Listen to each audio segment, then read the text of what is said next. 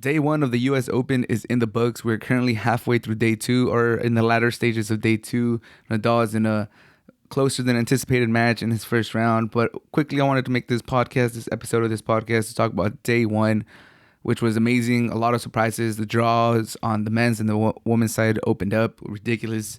Tsitsipas is out. The number one American, Taylor Fritz, is out. Serena Williams is through to the second round. She had an amazing ceremony. Did you guys watch day one of the U.S. Open? I know there was like record-breaking attendance, and namely because Serena Williams, the legend, the GOAT on the women's side, is maybe the GOAT of all of them, is on both sides, is retiring, and it could have been her last match ever at the U.S. Open at Arthur Ashe Stadium. Coco Gauff gets her first victory at Arthur Ashe Stadium too. So let's talk about it. Day one, it was fun. Kyrgios versus Kokkinakis closed out Arthur Ashe Stadium. Kyrgios won convincingly 6-3, 6-4, 7-6 in the tiebreak, 7-4 in the tiebreak. And let's just call it what it is. Kyrgios is definitely better than Kokkinakis. Kokkinakis on his day, he's really good, and Kyrgios gave him his praises after the match, saying like if you let Kokkinakis dictate game with his forehand, he could push you around the court. But Kyrgios did not allow that. He's obviously the more versatile player. He's obviously the more skilled player. But it was fun. After watching Serena Williams play, Kyrgios versus Kokkinakis was a little more lighthearted. You kind of knew, you expected Kyrgios to win, but you never knew what the mental part could have played a factor in Kyrgios' game. He was playing like his best friend, and he had talked about how playing against Deminar was super hard and it wasn't comfortable for him. So there was a slight chance that, Kyrgios has expressed that he wants to go home, and he has a lot of stuff going on back home. So it was a win-win if he won or he lost. So there was a little hesitation to see if Kyrgios was going to play his hardest. I don't think he even played his hardest. He didn't need it on round one. Unfortunate for Kokkinakis that he's out, but they are scheduled to play doubles, I believe today. Let me see. Yeah, but doubles hasn't started. It starts on Wednesday, so we'll see more of Kokkinakis and Kyrgios, which should be an amazing duo. But now on to some of the shockers that happened in day one. A lot of upsets. Tsitsipas loses in 4 sets to Galan. Just gets pushed out the court in the first 2 sets, winning a combined 1 game. Loses 6-0, 6-1 the first 2 games. Looked like a complete fraud out there. Gets it together in the 3rd set, and in the 4th set, plays a competitive 4th set, but ultimately loses. And he's out. The number 4 seed is out. Now we don't have Tsitsipas, we don't have Zverev, we don't have Djokovic, we don't have Taylor Fritz, who loses yesterday too. He wins the first set, and then it just went downhill from there. Loses the tiebreak in the second, loses 6-3 in the third, and then in the fourth, 6-4. And his game was just not there, and it's a lot of the same that's been haunting Americans since Andy Roddick retired. Like they don't step up to the big moments. They don't handle pressure well. And Taylor Fritz, obviously the number 1 American going into the U.S. Open, had the most pressure playing on his home turf, his home soil.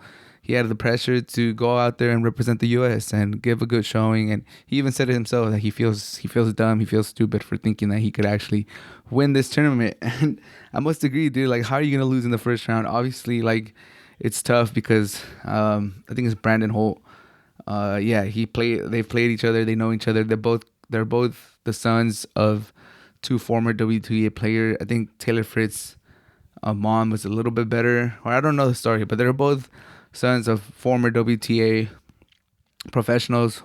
So they know each other. It's a little hard to play against someone that you've played a lot of times, that you know since you're 9.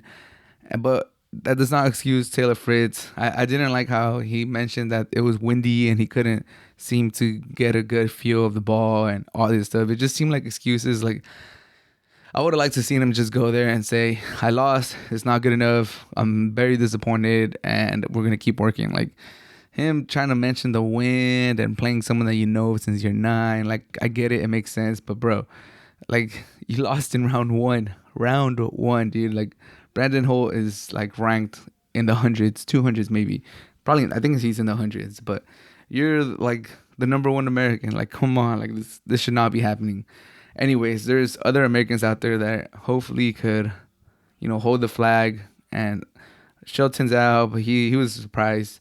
Kudla's out, but Cressy's out. Kozlov is out. JJ Wolf pulled up the upset and got rid of very consistent Spaniard Roberto Bautista Agut.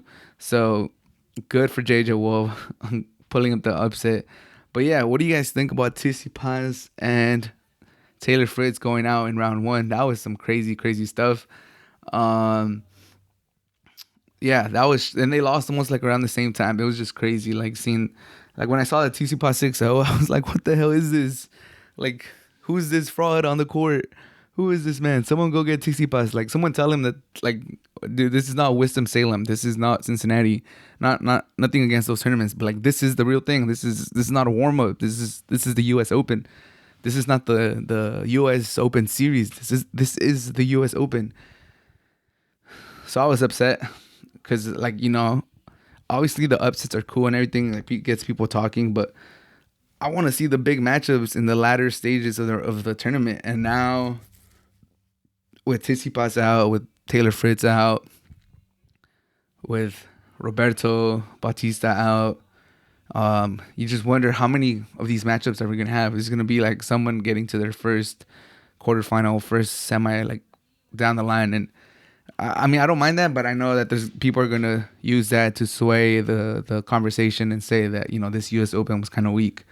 But is it weak, or were these top players are just weak then? Because Taylor Fritz, Tsitsipas, they were seeded. They were like on a good side of the draw, and look at them, they're out. But yeah, enough of that. Andy Murray looked good, won in straight sets, looked good out there. Let's see how far he can run. He can make a run, which should be good. Even obviously he can't win it. There's no way Andy Murray wins the U.S. Open, but if he could get to the third round, fourth round maybe, and you know, that'll be good. It'll push his ranking up. He'll start getting seeded for more tournaments. It'll be good. It'll be a good way to go into 2023. We never know with Andy Murray. He hopefully he doesn't retire anytime soon. Hopefully he has a couple years left, but you never know if he like falls out. He has said that he can't keep going like this where he just loses in the first round. So for our sake, he wins a couple more matches. He starts feeling good about himself. His ranking goes up and he starts getting seeded, and we get to see him for longer. And Sebastian Korda looked good. Toughed out match against Bagnis. 3 sets where it went to 7, 1 tie break, 2 7-5s, and then he closed it out with the 6-1. Tommy Paul won a 5-setter against Zapata Miralles. Good for him. But yeah, day one was crazy. Crazy stuff. Like, it was entertaining. It was fun. I'm so glad the U.S. Open's here in American time. Watching the other majors, I'm sure Europeans feel this way now, but because of the time difference. But being in the U.S. and watching the Roland Garros or the Wimbledon or Australian Open is just hard because of the time difference. Like, you have to wake up, you have to watch in the middle of the night. And on the women's side, Serena Williams looked good. Her serve was good. Her forehand looked good. Can she make a run? Like, can she go deep in this tournament? Like, we're going to find out. But she looked really, really good yesterday. I'm just glad it wasn't a 1-and-out. Like, I wouldn't have wanted that to be her last U.S. Open.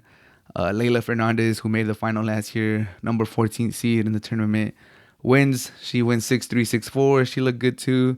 I think she was the last match at Louis Armstrong Stadium. But yeah, what do you guys think of day one?